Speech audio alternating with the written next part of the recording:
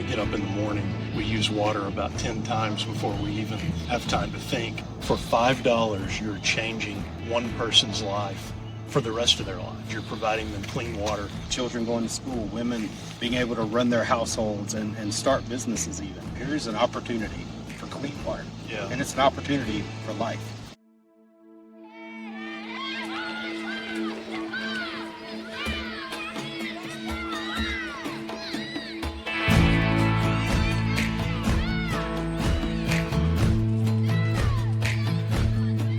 We're gonna walk for the water that satisfies.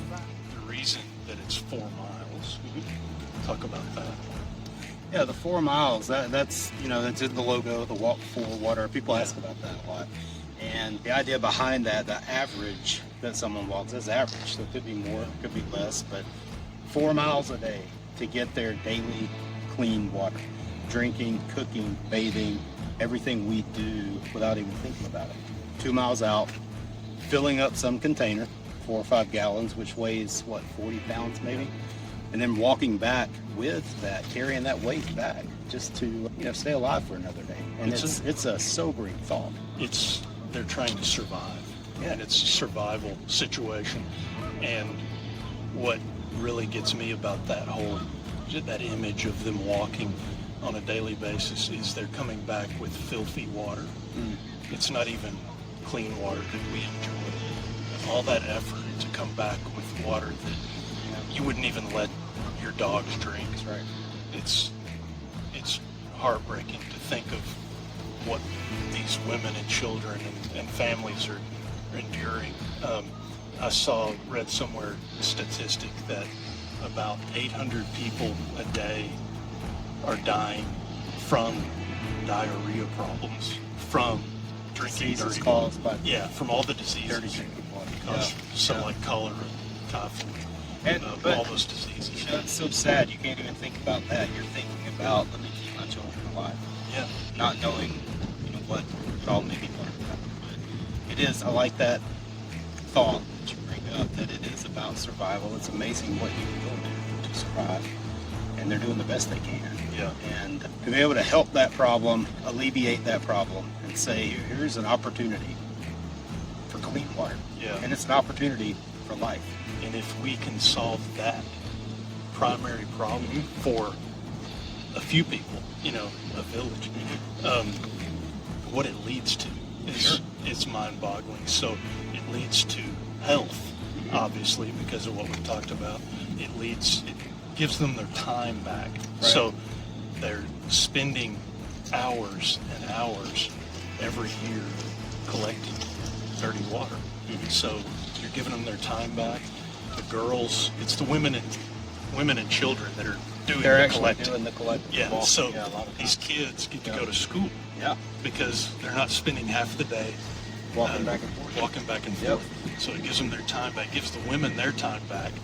They can take care of their families more and do a lot of other things, even have entrepreneurial ventures in their village. So, there's just so many things that it then leads to, better agriculture. Their animals are getting water. Their plants are being irrigated. And you talk about that opportunity, children going to school, women being able to run their households and start businesses even.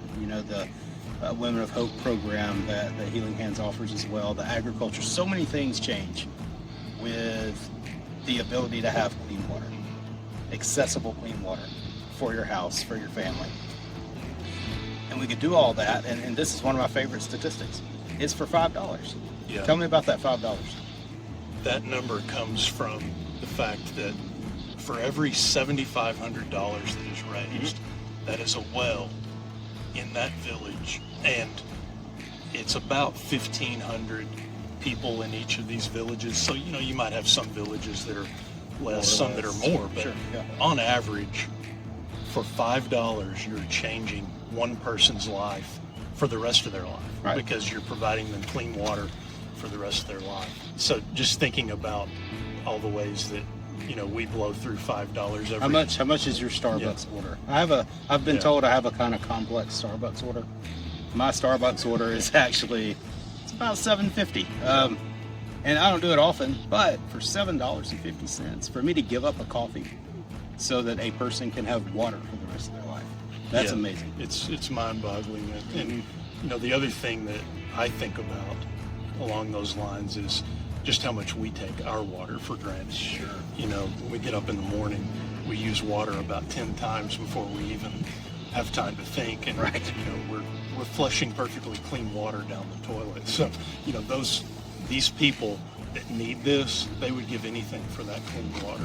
Oh yeah. And we're flushing it away. And I didn't think about. I used to.